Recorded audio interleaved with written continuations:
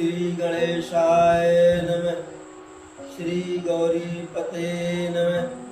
श्री लक्ष्मीपते नमः। श्री गुरुवे नमः। कर्पूरगौरं करुणावतारं संसारसारं भुजगेन्द्रहारं सदा वसन्तं हृदयारविन्दं भवं भवानी सहितं नमामि। भवं भवानी सहितं नमामि। यो ददाते शतां शम्भो कैवल्यमयपि दुर्लभं खलानां दण्डकृतो वसो शङ्करः शमतनोतु मे। सीतारामचरितयत्र मोरे अनुदिन बढ़हि अनुग्रह तोरे। सीताराम चरण रति मोरे अनुदिन बढ़हि अनुग्रह तोरे। मंगल भवन मंगलहारी द्रवहु सुदशरथ अजिर बिहारी। विश्वनाथ मम नाथ पुरारी त्रिभुवन महिमा विदित तुम्हारी। विश्वनाथ मम नाथ पुरारी त्रिभुवन महिमा विदित तुम्हारी। शंकर बंदे जगत जगदीशा सुर नर मुनि सब नामै शीशा। शंकर बंदे जगत जगदीशा सुर नर मुनि सब नामै शीशा। एक बार बोलो महादेव भगवान की जय। पवन सुत हनुमान की जय। अब समुद्र में बांध बनाने की प्रक्रिया शुरू होने वाली है, क्योंकि जब प्रभु अपने धनुष पर अपने अग्निबाण को चढ़ाए तो समुद्र में इतना जो है ज्वाला पैदा हो गया, इतनी गर्मी पैदा हो गई, इतना ताप पैदा हो गया कि समुद्र के अंदर के सारे जीव जंतु जो है उस अग्नि में जलने लगे, व्याकुल हो गए। तो समुद्र ब्राह्मण का वेश धारण करके प्रभु से विनती करने के लिए आया। यह कथा हम लोग कल सुने। उसी बीच में हनुमान जी एक बहुत बढ़िया युक्ति जो है कह डाले प्रभु से। कहे प्रभु यह समुद्र तो आपके प्रताप रूपी अग्नि से बहुत पहले ही सूख गया था। समुद्र में पानी नहीं रह गया था प्रभु। यह जो आप देख रहे हैं यह जल नहीं है समुद्र में। ये तो आपके शत्रुओं की जो स्त्रियां हैं उनके रोने से, उनके आंसू से समुद्र जो है भरा हुआ है, इसीलिए इसका जल खारा है। प्रभु कहे कि हमारे शत्रुओं की स्त्रियां क्यों रो रही हैं? कहे प्रभु आप उनके कुल खानदान का संपूर्ण संहार करने जा रहे हैं, इसलिए आपके जो है शत्रुओं की, राक्षसों की, निशाचरों की स्त्रियां जो है रोई हैं। इतना रोई हैं कि उनके करुण रुदन से समुद्र फिर से भर गया। अब हनुमान जी की ऐसी युक्ति को सुन करके हर कोई सराहने लगा। एक बार बोलो पवन सुत हनुमान की जय। अब आगे की कथा समुद्र में बांध बनाने की। जामवंत जी नल नील दोनों भाइयों को बुलाए और सारी कहानी समुद्र में बांध कैसे बनेगी बता दी।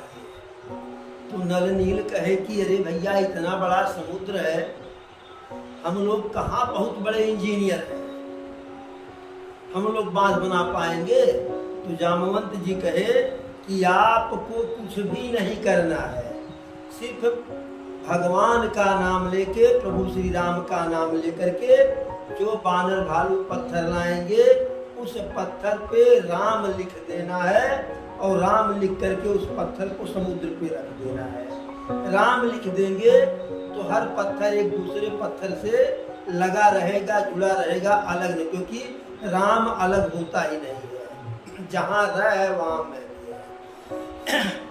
इस प्रकार से जामवंत जी समझाए नल नील को।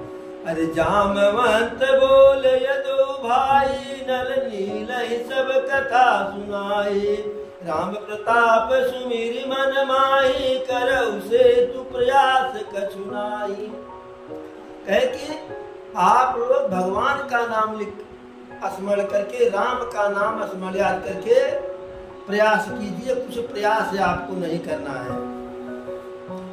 फिर सारे बानर भालुओं से कहे, अरे बोल लिए कपिन कर बहोरी, सकल सुनहु बिनती कछु मोरी। राम चरण पंकज उर धरहु, कौतुक एक भालु कपि करहु। सारे बानर भालुओं को बुला लिए और कहे कि मेरी एक जो है छोटी सी विनती सुनिए, भगवान के चरण कमलों को अपने हृदय में धारण कीजिए और एक खेल कीजिए। खेल क्या? अरे धावहु मरकट बिकट बरूथा, अवानहु बिटप गिरिन कय जूथा। हे बानर भालू, तुरंत दौड़ जाओ सारे दिशाओं में और विशाल काय पत्थर के टुकड़ों को उठा करके लाओ। किस लिए लाओ? समुद्र में बांध बनाना है, समुद्र में पुल बनाना है। और जैसे जो है जामवंत जी बानर भालू से कहे, कहने मात्र की देरी थी, सबके सब दौड़ पड़े। कोई पूरब गया तो कोई पश्चिम गया, कोई उत्तर गया, दक्षिण नहीं गए क्योंकि दक्षिण में समुद्र था। तीनों दिशाओं में लोग दौड़े और प्रभु श्री राम के नाम का जयकारा करते हुए, एक बार बोलो प्रभु श्री रामचंद्र की जय। तो प्रभु श्री राम के नाम का जयकारा करते हुए जिधर दिशा में जो गए, जो भी बड़ा बड़ा शिलाखंड पाए, पत्थर पाए, उठा करके लेके चले आए। खेल खेल में बड़े से बड़े पत्थर को सारे बानर भालू उठा लेते थे कि जिसे उठाने की कल्पना नहीं कोई कर सकता।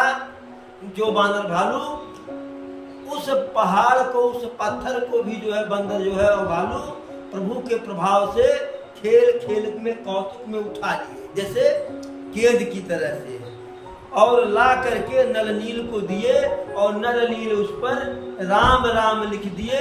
राम राम लिख करके उस शिलाखंड को, उस पत्थर को समुद्र में रख दिए। अब समुद्र में रख दिए तो नल नील को अगस्त ऋषि के द्वारा एक श्राप मिला था। अगस्त ऋषि जब जप तप पूजा पाठ करते थे किसी शिवलिंग का, किसी ठाकुर बाबा का, तो नल नील बंदर थे ही, बंदर स्वभाव से पूरा फाती होते हैं। तो ये सब जाकर के दोनों भाई उस शिवलिंग को उठा करके जल में डाल देते थे। तब एक बार अगस्त ऋषि श्राप दे दिए थे, तो तब श्राप, लेकिन वह श्राप आगे चल करके भविष्य में वह श्राप नल नील के लिए, प्रभु श्री राम के कार्य के लिए जो है, अरे राम काज कुछ और नहीं हो रहा, तो प्रभु के राम कार्य में वह श्राप आशीर्वाद बन गया। आशीर्वाद यह बन गया, अगस्त जी श्राप दिए थे कि तुम दोनों जिस पत्थर को स्पर्श कर दोगे, छू दोगे, वह पत्थर डूबेगा ही नहीं। अब वही श्राप यहाँ आशीर्वाद हो गया, तो उस पे राम राम लिख देते थे। श्राप के कारण पत्थर डूबता नहीं था और राम लिख देने के कारण दो पत्थर आपस से अलग नहीं होते थे, हाँ सटे रहते। सब पत्थर राम लिखने से एक दूसरे से जुड़े रहे। अब इस प्रकार से सारे बंदर पत्थर लाए, बानर भालू जो है वो सेतु का निर्माण हो गया। उसी में हनुमान जी, कल हम आप लोग कथा में बताए थे कि हनुमान जी पत्थर लेने के लिए पहुंच गए जो है इधर गोवर्धन को लेकर के आ रहे थे। जब सेतु का निर्माण कार्य पूरा हो गया तो वही से हुआ कि बस जो जहां है वही वह पत्थर रख दे, अब पत्थर की आवश्यकता नहीं है। हनुमान जी जब पत्थर वहां रखे तो गोवर्धन कहा कि अरे प्रभु जहां थे वहां से उठा लाए। धोबी कुत्ता ने घर के ने घाट के वहां ले जाते तो हम प्रभु के पैर के नीचे पड़ते, हमारा मोक्ष हो जाता। हनुमान जी कहे ये तो बात सही है, लेकिन अब आदेश है तो हम करें क्या। होत ने अज्ञा बिन पैसारे, तो प्रभु से आकर के कहे कि प्रभु ऐसे ऐसे बात है। तो प्रभु कहे जाकर के गोवर्धन से कह दीजिए कि यहाँ इस त्रेता युग में हमारे पैर के नीचे पड़ने से उनका मोक्ष होना था न। हम जब द्वापर में आएंगे तो पैर के बजाय जो है उन्हें अपने हाथ में उठाएंगे, अपनी कानी अंगुली पर उठाएंगे, तब उनका मोक्ष होगा। पैर से नहीं, उनका मोक्ष हम अपने हाथ के स्पर्श से करेंगे। तब वही गोवर्धन पर्वत को द्वापर में कन्हैया जो है जब इंद्र नाराज होकर के कई दिन तक लगातार जो है महावृष्टि करने लगे तो गोवर्धन को उठा करके सारे ब्रज मंडल की जो है सुरक्षा किए थे भगवान। और जब सेतु बंध गया तो प्रभु को लगा कि इतना बड़ा कार्य हुआ है और हमारे सबसे बड़े इष्ट जो है भोले बाबा है, उनकी पूजा होनी चाहिए। तो प्रभु कहे कि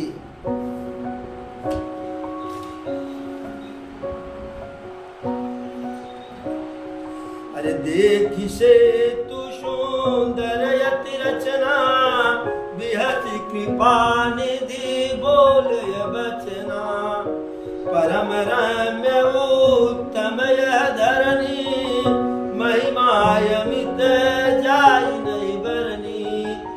अरे करी हूँ यहाँ शंभु थापना, मोर हृदय परम कल्पना। प्रभु कहे कि इतना बड़ा कार्य हो गया तो हमारे मन में विशेष इच्छा है कि यहाँ भोले बाबा के शिवलिंग की स्थापना करूं। और जैसे ही प्रभु के मुंह से यह बात सुने जो है तो सुग्रीव जी जो श्रेष्ठ बंदर थे उनको भेज दिए कि जा करके ऋषि मुनियों को बुला करके लाइए जिससे शिवलिंग की यहाँ स्थापना हो जाए। दूसरे रामायण में मिलता है, वाल्मीकि जी के रामायण में वर्णन होता है कि रामेश्वर में जिस शिवलिंग की स्थापना प्रभु किए उस शिवलिंग की स्थापना का पूजन का कार्य स्वयं रावण करवाया था। ऐसा जो है अन्य रामायण में ऐसा मिलता है। कारण क्या? कारण यह कि जब पति पत्नी दोनों जीवित हों तो कोई भी धार्मिक अनुष्ठान बिना दोनों के एक साथ रहे पूर्ण नहीं होता है। और प्रभु को शिवलिंग की स्थापना करनी थी, पूजन करना था, उसमें सीता मैया की नितांत आवश्यकता थी। और सीता मैया उन दिनों रावण की कस्टडी में थी, इसलिए रावण को वहां उपरेहित के रूप में, पंडित के रूप में बुलाया गया। तो रावण विद्वान था, बहुत प्रकांड पंडित था, तो वह जानता था कि जब पूजन हम ही को कराना है और राम की अर्धांगिनी का हरण करके लाए हैं तो अपने साथ जानकी मैया को लेकर के आया था। पूजन करवाया, फिर लेकर के चला गया। वहां प्रभु श्री राम भी अवरोध नहीं किए क्योंकि वह पुरोहित बन करके आया था, तो पुरोहित से युद्ध नहीं किया जा सकता है। पुरोहित को दिया जाता है, उससे कुछ लिया नहीं जाता है। तो इस प्रकार से लिंग थाप विधवती कर पूजा, शिव समान प्रिय मोहिन दूजा। तो शिवलिंग की स्थापना हुई, विधिवत पूजा हुआ और प्रभु कहे कि शंकर जी के समान हमारे लिए कोई दूसरा प्रिय नहीं है। और यह भी कहे कि जो इस शिवलिंग का दर्शन करेंगे वह जब अपने शरीर का त्याग करेंगे सीधे उनको मोक्ष मिलेगा, हमारे धाम को जाएंगे। जो आकर के यहाँ गंगा जल चढ़ाएंगे इस रामेश्वर में, वह भी जो है परम पुण्य को प्राप्त होंगे, उनको भी मोक्ष मिल जाएगा। इस प्रकार से सेतु की निर्माण, सेतु की स्थापना हुई, शिवलिंग की स्थापना हुई। अब जब सेतु की स्थापना हो गई तो बानर भालू को आदेश दिया गया कि अब उस पार चला जाए। अब जब बानर भालू आगे आगे, बानर भालू सब जो है पीछे पीछे प्रभु श्री राम, लक्ष्मण और सभी लोग जा रहे हैं, तो प्रभु श्री राम की शोभा को देखने के लिए जल के जितने भी जीव थे सब बाहर निकल आए जल से। जो जीव दूसरे जीव को खा लेते थे, एक दूसरे के डर से जो निकट नहीं आते थे, वह सबके सब अपने बैर भाव को भुला करके प्रभु की सुंदरता का को निहार रहे हैं, छवि को निहार अपने नेत्रों को सफल बना रहे हैं। और इतना जो है उस समुद्र के ऊपर ऐसे आ गए कि समुद्र का जल जो है उन जीव जंतुओं के कारण दिखाई नहीं पड़ रहा था। न कोई किसी को डरवा रहा था जीव जंतु, और न कोई किसी से डर रहा था। अब जब उस पार सेना चली गई लंका की तरफ, अब जहां 18 युद्धक जो है बानर भालू की सेना गई हो, अरे भाई एक गांव में दूसरे गांव के 50 बाराती आते हैं तो पूरा जो है माहौल गर्म हो जाता है। अब लंका के समुद्र के तट पर उस पार 18 करोड़ यूथ बंदर भालू पहुंच गए तो शोर शराबा होगा ही, और भारी शोर शराबा होगा। जब भारी शोर शराबा हुआ तो यह आप जो है बात रावण के कान तक पहुंची, क्योंकि रावण भी अपने गुप्तचरों को छोड़े हुए था पता लगाने के लिए, और सेना उस पार गई। तो प्रभु कहे कि अब आप बानर भालू को अब आप लोग जा करके अपने मन इच्छा अनुसार जो भी फल इत्यादि खाना हो जंगल में खाइए। और उधर सब रावण का राज्य था, जो भी वन पहाड़ सबके रावण का प्रभुत्व था।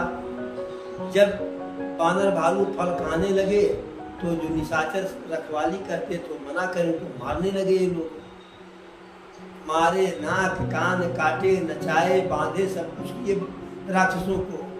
जो उसमें से बच पाया वो भाग करके गया बताया। अब जैसे जो है जिनके नाक कान काटे वह जा करके रावण को बताया कि अरे महाराज, आपके शत्रु की सेना समुद्र को पार करके इस पार आ गई। रावण कहा हैं? इस पार आ गई? हाँ, इस पार आ गई। जबकि दूसरे रामायण के अनुसार रामायण ही सेतु बनने के बाद जो है रावण ही शिव के जो है शिवलिंग की स्थापना करवाया था, पूजन वही करवाया। लेकिन वहां जो इस रामायण में ऐसा है, तुलसी बाबा के वह चौंक गया कि यहाँ सेना इस पार आ गई। कहता है गोस्वामी बाबा लिखते हैं, बाध्यव बन निधि नीर निधि जलधि सिंधु वारी सत्य तोय निधि कंपति उदधि पयोधि नदी। कहता है यह समुद्र के 10 नाम है। वन निधि माने समुद्र होता है, नीर निधि माने समुद्र होता है, जलधि माने समुद्र होता है, सिंधु माने समुद्र होता है, वारिश माने समुद्र होता है, तोय निधि माने समुद्र होता है, कंपति माने समुद्र होता है, उदधि माने समुद्र होता है, पयोधि माने समुद्र होता है, और नदीस माने समुद्र होता है। यह समुद्र के 10 नाम है। रावण विद्वान था, वह उस व्याकुलता में भी समुद्र के 10 नाम ले लिया, इसको बांध लिए। अब अपनी जो विकलता थी, जो परेशानी थी, अरे निज विकलता विचार बहोरी, और बिहसी गयव गृह कर भय भोरी। व्याकुल हो गया, लेकिन फिर सोचा, विचार किया कि मैं अगर व्याकुल हो जाऊंगा, ऐसा हमारे सैनिकों को, हमारे मंत्रियों को लेकर रावण डर रहा है, तो बड़ी समस्या हो जाएगी, बिना युद्ध किए हम युद्ध हार जाएंगे। इसलिए अपनी व्याकुलता को छिपा करके और हंसता हुआ घर अपने गया, अपने राजमहल में गया। जब मंदोदरी सुनी कि हमारे महाराज, हमारे पति महाराज रावण आए हैं राजमहल में, और उधर प्रभु जो है समुद्र में सेतु का निर्माण कर लिए हैं, तब रावण के पैरों को पकड़ लिया। अरे कर गही पति है भवन निजयानी, और बोलिए परम मनोहर बानी। अरे चरण नाई सुरे अंचल रोपा, और सुनहु बचन प्रिय परिहरि को पा।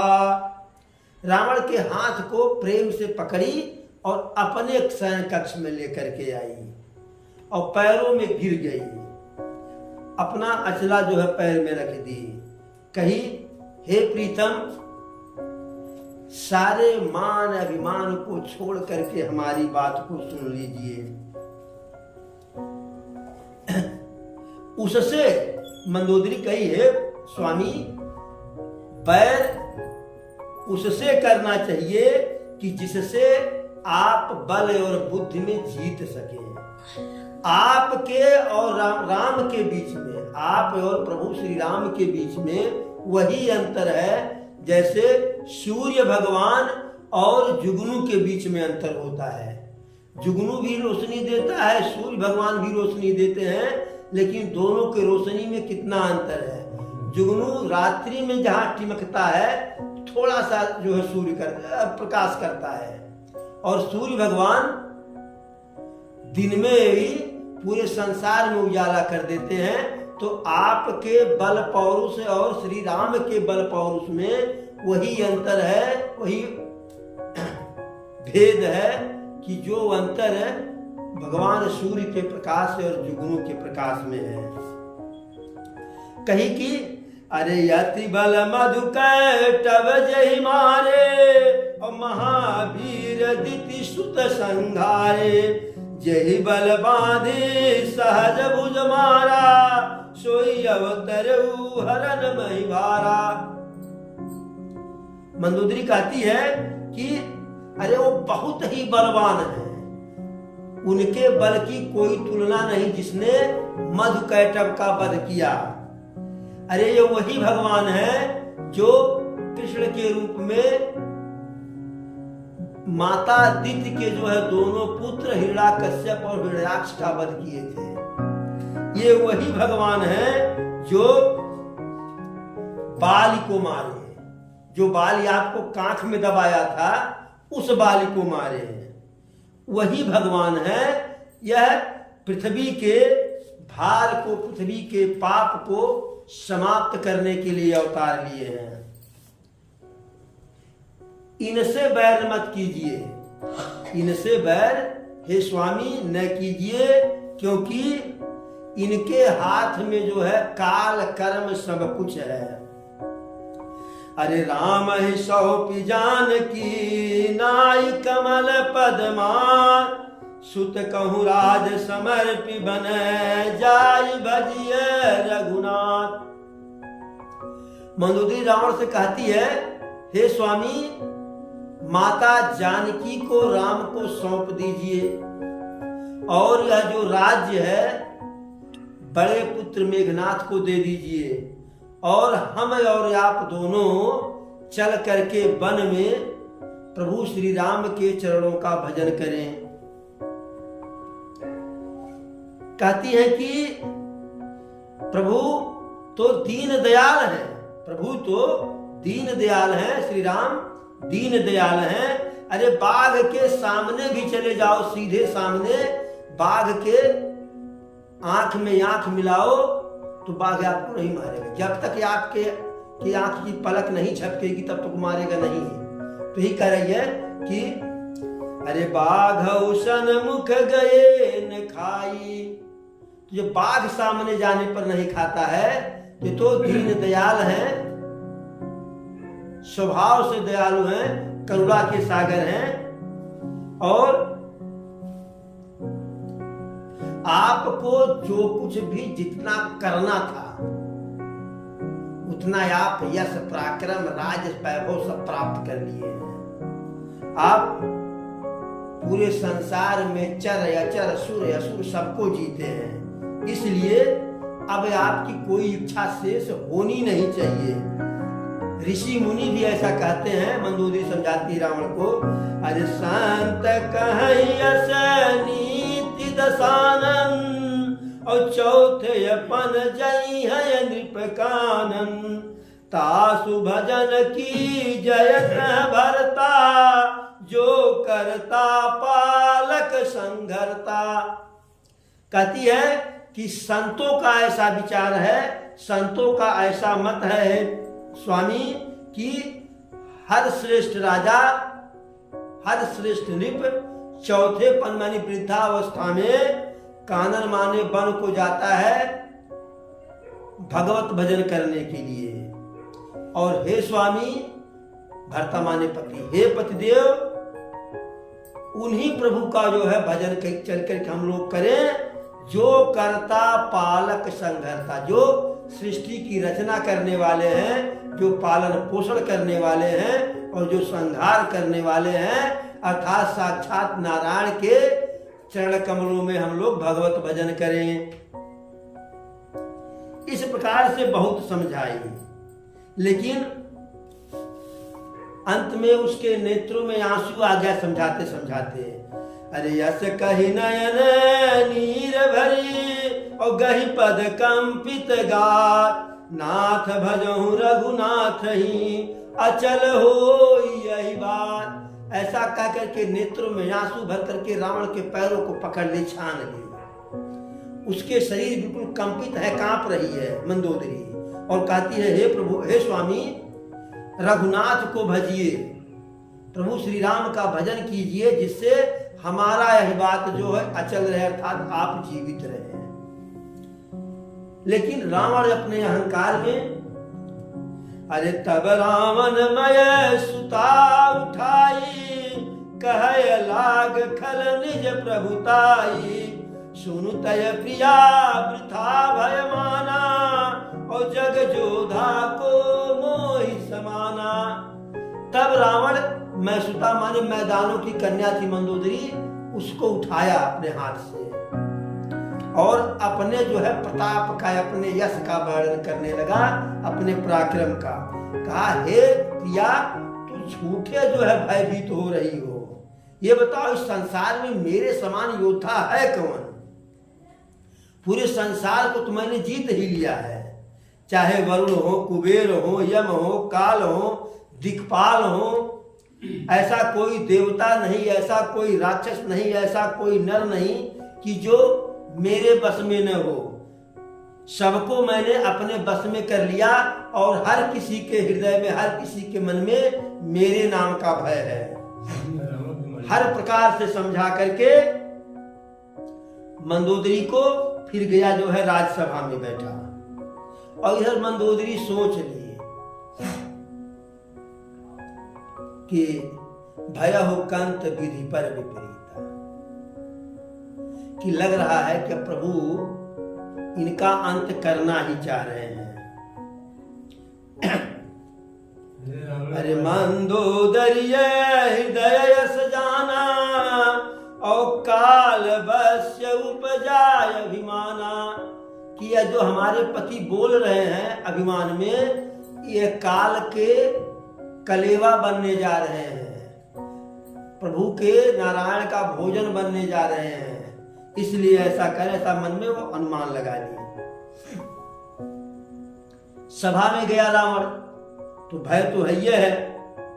मंत्रियों से, सचिवों से, सेनापतियों से पूछा कि अब सेना तो समुद्र के इस पार आ गई, मतलब हमारे राजमहल के बगल में आ गई, किला के। बताओ कैसे किस प्रकार से युद्ध किया जाएगा। तो मुंह पर जो है मीठा मीठा बोलने वाले, मनोबल को बढ़ाने वाले, सामने बड़ाई करने वाले, पीठ पीछे निंदा करने वाले रावण के जो मंत्री थे, सचिव थे, वो कहे है महाराज का झूठे बार बार पूछते हैं। अरे कहु कवन भय करिए विचारा, और नर कपि भालू आहार हमारा। आप झूठे परेशान हो रहे हैं, इसमें भय की क्या बात है। बानर भालू आ गए हैं, तो बानर भालू और इंसान जो मनुष्य साथ में 2-4 ठू आए हैं, सब तो हमारे भोजन हैं। अब उन सबके बात को सुन करके एक रावण का पुत्र था प्रहस्त। जैसे रावण के 3 पुत्रों का नाम हम लोग जानते हैं सामान्य तौर पे, मेघनाद, प्रहस्त, अक्षय कुमार या अक्ष कुमार। तो अक्ष कुमार को तो हनुमान जी टेलर में अशोक वाटिका में ही मार दिए थे। मेघनाद और प्रहस्त बचा था, और भी थे कि 3 का ही नाम मिलता है। तो प्रहस्त था जो है बहुत ही नीतिवान, विद्वान, सुलझा हुआ। तो वह इन लोगों की बातों को सुन करके हाथ जोड़ करके कहा कि यह जो आपके मंत्री हैं, सलाहकार हैं, ये सब झूठ बोल रहे हैं। आपको संतुष्ट सिर्फ कर रहे हैं, खुशामद आपकी कर रहे हैं, और इनके खुशामदी में आपका नुकसान हो जाएगा। अरे कहाँ ही सचिव सठ ठकुर सुहाती, और नाथ न पूरयाव यही भांति। अरे बारिधि नागी एक कपियावा, और तासु चरित मन महु सब गावा। कह रहा है हे महाराज, यह लोग खुशामद कर रहे हैं, और उस खुशामद में आपका कल्याण नहीं है।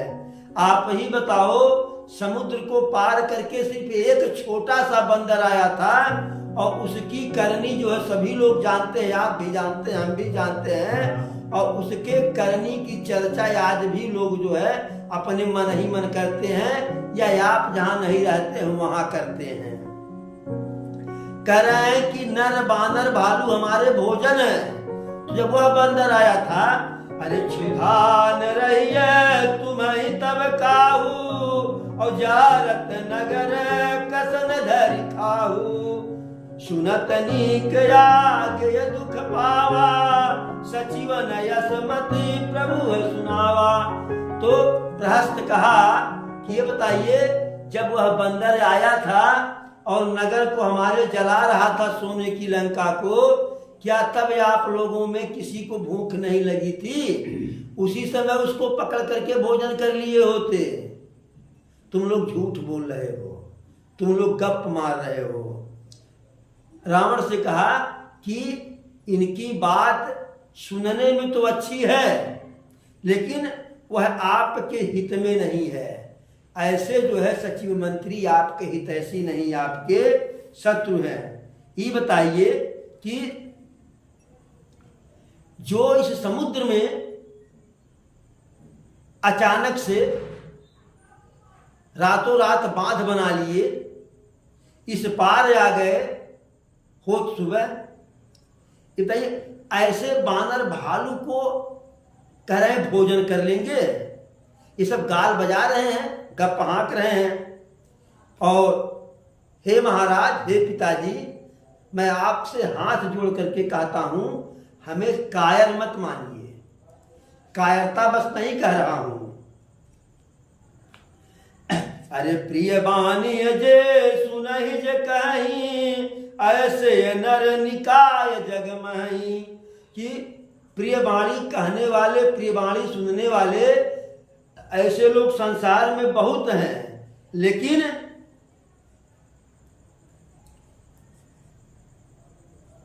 ऐसे लोग कि वचन कठोर हो लेकिन उसका परिणाम प्रिय हो, ऐसा कहने वाले बहुत कम हैं संसार में। हम आपसे ऐसी ही बात कहते हैं कि सुनने में तो आपको अच्छा नहीं लगेगा, लेकिन उसका परिणाम अच्छा होगा। कहा, अरे प्रथम बसीठ पठौ सुनु नीति, सीता देई करौ पुण्य प्रीति। पहले तो आप दूत भेजिए प्रभु राम के पास संधि का प्रस्ताव लेकर के। यदि वह संधि के लिए तैयार हो जाए तो फिर सीता को वापस कर दीजिए। यदि सीता को पा करके वह संधि कर ले, युद्ध को टाल दे, तो सीता को वापस कर दीजिए। यदि स्त्री पा जाने से वापस चले जा रहे हैं तो उनसे बैर मत कीजिए। और यदि स्त्री पाने के बाद भी वह युद्ध करना चाहते हैं तो उनसे चल करके युद्ध किया जाएगा। अब ऐसा बात जब वह कहा तो रावण जो बड़ी जोर से नाराज हुआ। कहा, अरे सुत सन कह दस कंठ रिसाई, असीमत सठ के ही तो ही सिखाई। ये बता मूर्ख, तुम्हें ऐसा विचार किसने दिया? ऐसी बुद्धि तुझको कौन सिखाया? तू इससे तो अच्छा होता कि जन्म लेते ही मर गया होता।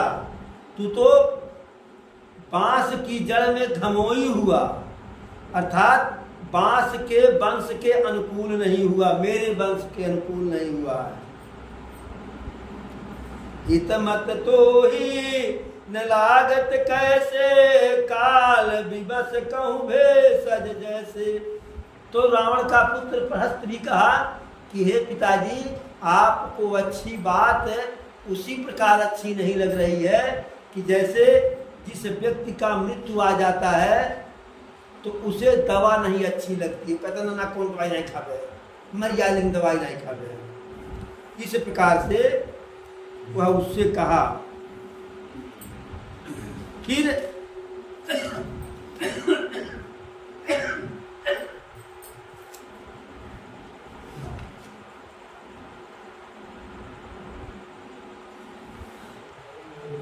रावण जो है जा करके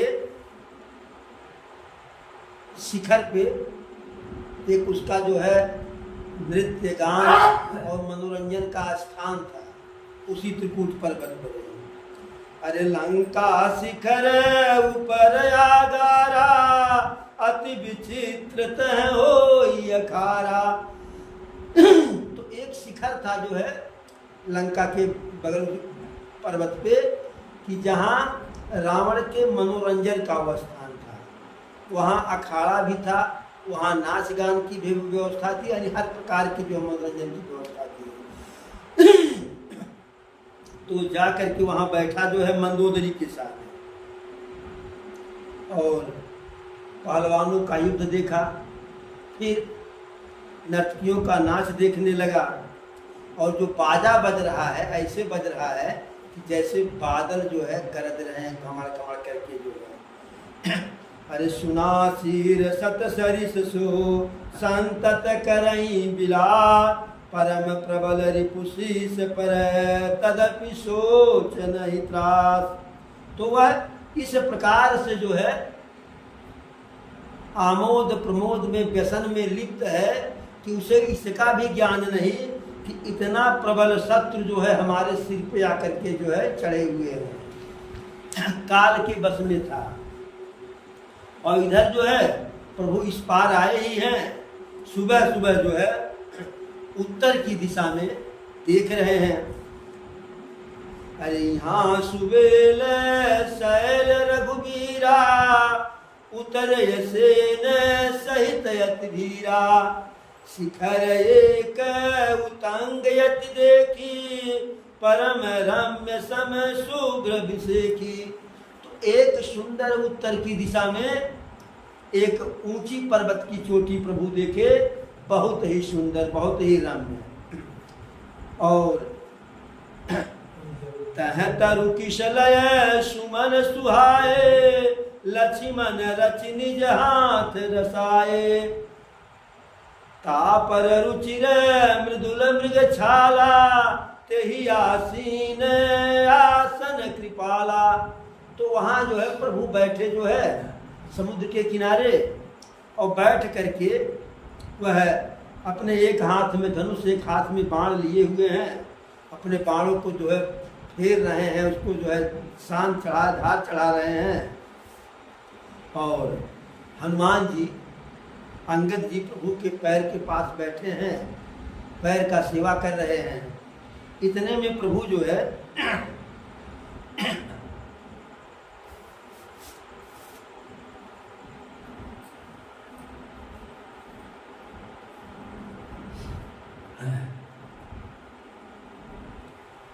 तो वहाँ रावण अखाड़े में बैठ करके जो है नाच गाना सुन रहा है। तो प्रभु कहे कि लग रहा है कि कोई बादल गरज रहा है, बरसात होने वाली है। तो विभीषण कहे नहीं प्रभु, बरसात नहीं होने वाली है। यह रावण के मुकुट है और मंदोदरी का जो कानों का टनका है, तरकस है, जो मैंने कान में पहनती थी, उसके जेवर एक दूसरे आपस में एक दूसरे का चमक लड़ रहा है, तो उससे बिजली सी चमक रही है। और जो वहाँ बाजा बज रहा है, उस बाजे के बजने की आवाज़ आपको लग रहा है जो है कि बादल गरज रहा है। रावण वहाँ अखाड़ा में बैठ करके युद्ध देख रहा है और वहाँ जो है नाच गाना हो रहा है। अब जब जैसे ही ऐसे जो है विभीषण जी प्रभु से कहे, तो प्रभु को थोड़ा सा क्रोध आया, वहीं से बाण चलाए, और जो बाण चलाए वह रावण के मुकुट को गिराते हुए और मंदोदरी के जो कान के जो है टनका फनका जो भी था उसको गिरा करके बाण वापस आ गया। अब मंदोदरी और चिंतित हो गई। अब मंदोदरी और चिंतित हुई कि अचानक मुकुट गिर गया, अचानक मेरे कान की बाली गिर गई, यह सब अशुभ ही अशुभ है। तो रावण को तो अभिमान था। फिर मंदोदरी रावण के पैरों को पकड़ करके रोने लगी। कही प्रभु स्वामी अब से मान जाइए, अशुभ ही अशुभ हो रहा, इसका परिणाम सुखद नहीं होगा। तो कहा तुम झूठे परेशान हो रही हो। अरे जिसका गला कटना शुभ होता है, जब हम गर्दन काट के गिरा दिए नीचे तब यह शुभ नहीं हुआ, तो मुकुट गिरने से हमारा क्या अशुभ होगा? मुकुट गिरने से हमारा क्या अशुभ होगा?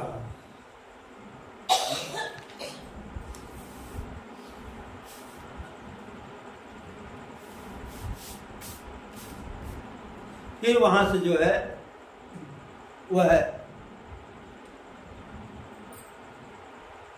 मनोरंजन का जो है मैंने नाच गाना इत्यादि बंद हुआ। तो फिर जो है अपने अपने घर गए सभी लोग जो है। अरे दस मुख देखी सभा भय पाई, बिहसी बचन कह जुगति बनाई। जब रावण देखा कि इस सभा में सभी लोग जो है इस घटना से बिल्कुल भयभीत हो गए हैं, तो उसने हंस करके जो है एक युक्ति जो बताया वही युक्ति बताया कि सिरऊ गिरे संतत शुभ जाई, मुकुट पर कस यस गुण ताही। जिसका गर्दन कटना शुभ होता है उसका मुकुट गिरना अशुभ कैसे हो जाएगा? और तुम लोग जो है इस समय विचलित हो जा करके अपने अपने घर पे आराम करो। अब मंदोदरी को तो चिंता है, यह है मंदोदरिय सोच उर बसऊ, जबत श्रवण पूर मही कसऊ। मंदोदरी तब से चिंतित है जब से उसके कान का जो है तरका जो है नूपुर है और रावण का मुकुट गिरा जो है, तब से वह बहुत ही चिंतित है। फिर हाथ जोड़ करके बोलिए, सजल नयन कह जुग कर जोरी, सुनहु प्राणपति बिनती मोरी। कंत राम विरोध परिहरहु, जानी मनुज जनि हठ मन धरहु। कहती है हाथ नेत्रों में आंसू भर करके जो है हाथ जोड़ करके कहती है, हे प्यारे पति, हे प्राणदेव, प्राणपति, विनती कर रहे हैं, अब से हमारी विनती मान लीजिए। प्रभु से विरोध जो है त्याग दीजिए, उनको मनुष्य मान करके उनसे हठ मत कीजिए।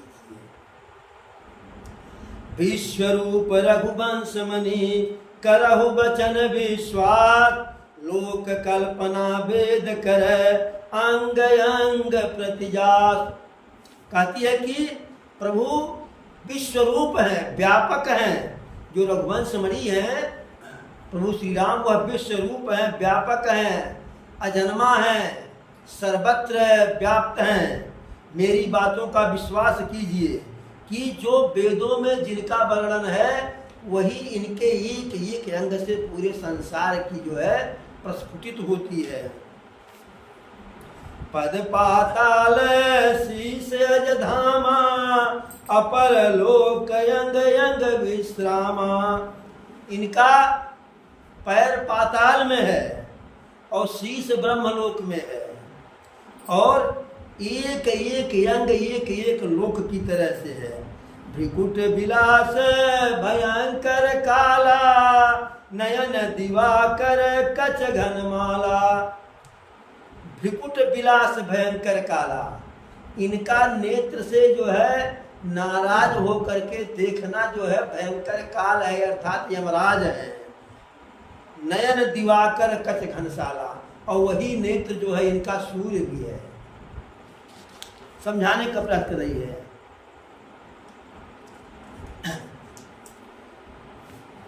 अहंकार शिव बुद्धि अजय, मन शशि चित्त महान, मनुज वास सचराचर राम रूप भगवान।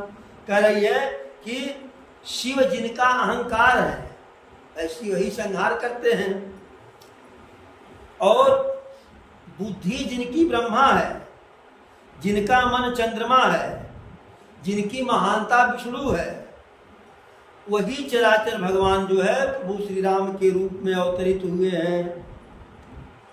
अस विचार सुनु प्राणपति, प्रभु सन बयरु बिहार, प्रीति करहु रघुवीर पद, मम यही बात न जाय। ऐसा विचार करके हे प्राणपति, हे प्रीतम, प्रभु श्री राम से बैर त्याग दीजिए और प्रीति करहु रघुवीर पद, उनके चरण कमलों में प्रेम करो। मम यही बात न जाए, जिससे मेरा यही बात न जाए, अर्थात मैं विधवा होने से बच जाऊं। लेकिन जो काल के बस में हो जाता है उसे कुछ जो है कितना भी समझाइए समझता नहीं है। अरे बिहसा नारी बचन सुनि काना, अहो मोह महिमा बलवाना, नारी स्वभाव सत्य सब कहीं, अवगुण आठ सदा उर रही। अपनी पत्नी मंदोदरी की बात को सुन करके जो है एकदम हंसने लगा। कहा अहो मोह महिमा बलवाना, ओ मुझसे जो है बड़ा बलवान कौन है, किसके महिमा का तू बखान कर रही है। लोग सत्य कहते हैं कि स्त्री के मन में, स्त्री में कितना भी पवित्र स्त्री हो, 8 अवगुण उसमें सदैव रहते हैं। कौन कौन अवगुण? साहस अनृत चपलता माया, भय विवेक असौच अदाया। यानी साहस की कमी, अनृत झूठ, चपलता चंचलता, माया मतलब लोभ, भय मतलब डर, अविवेक, असौच माने अपवित्रता, अदाया यानी निर्दयता। यह 8 अवगुण जो है स्त्री में हमेशा बने रहते हैं। और कहती है रिपु कर रूप सकल तय गावा, अति विशाल मय मोहि सुनावा। शत्रु के पराक्रम का, शत्रु के रूप का वर्णन करके तुम मुझको जो है बहुत बड़ा भय दिखा रही हो। अरे सो सब प्रिया सहज बस मोरे, समुझ परा प्रसाद अब तोरे, कि वो सब हमारे बस में है, सब कुछ मेरे बस में है। अच्छा हाँ, अब जो है मैं तुम्हारी बात को समझा। रावण कह रहा है, हमेशा उल्टा सोच रहा है। जानो प्रिया तोरी चतुराई, यह विधि कहूँ मोहि प्रभुताई। तुम मुझको डरवा तो रही हो, लेकिन तुम्हारी चतुराई समझ रहा हूँ, इसी प्रकार हमारे यश का भी वर्णन कर रही हो। तब बत कहिए गूढ़ मृगलोचनी, समुझत सुखद सुनत भय मोचनी। मंदोदरी मन महुवस ठयऊ, पियहि काल बस मति भ्रम भयऊ। कहता है कि तब बत कहिए गूढ़ मृगलोचन, तुम्हारी बात बहुत ही जो है रहस्यमयी है, गूढ़ है। समुझत सुखद सुनत भय मोचन, वैसे तो उसमें भय लगता है, लेकिन समझने पर जो है, विचार करने पर बड़ा सुख दे रहा है, सारा भय दूर हो जा रहा है। मंदोदरी सोची कि अब इसको मरना ही मरना है, क्योंकि यह काल के बस हो गए हैं, इसीलिए इनको जो है सांप रस्सी और रस्सी सांप जो है दिखाई पड़ रहा है। यह विधि करत विनोद प्रभु, प्रात प्रगट दस कंद। सहजय संकलंकपति, सभा गयऊ मदयंद। इस प्रकार से पत्नी से हंसी मजाक करते हुए जैसे रात बीत गई, जैसे सवेरा हुआ तो रावण जो है सहज असंक, स्वाभाविक रूप से असंक में निडर होकर के अपनी सभा में अभिमान के साथ, अहंकार के साथ गया। अरे फूल फरई न बेद, यद्यपि सुधावर सही जलद। मूरख हृदय न चे, जब गुरु मिलहि बिरंचि समय। बाबा तुलसीदास लिखते हैं, और भोले बाबा माता पार्वती को बताते हैं, फूलई फरई न बेद। बेत में न तो फल लगता है, न तो फूल लगता है बेत के पौधे में। यद्यपि सुधा बरसहि जलद, चाहे बादल जो है अमृत की वर्षा करे, लेकिन बेत के पौधे में, बेत के पेड़ में फल और फूल नहीं आता है। ठीक उसी प्रकार मूरख हृदय न चेत, अब जब गुरु मिले बिरंचि समय। मूर्ख व्यक्ति को जो है चाहे स्वयं ब्रह्मा आकर के ज्ञान दे, ब्रह्मा सिखावे समझावे, ब्रह्मा उसको दीक्षा दे, लेकिन उसके अंदर चेत नहीं आएगा, ज्ञान नहीं आएगा। ठीक ठीक यही बात रावण के साथ हुआ। मंदोदरी अपने मन में विचार की। तो आज की कथा को यहीं विराम दिया जाए, आगे की कथा फिर जो है कल। एक बार बोलो प्रभु श्री रामचंद्र की, पवन सुत हनुमान की, चारों भैयन की, चारों मैयन की, धर्म की, धर्म की, धर्म की, अधर्म का, अधर्म का, अधर्म का, प्राणियों में, प्राणियों में, प्राणियों में, विश्व का, विश्व का, विश्व का। हर हर महादेव।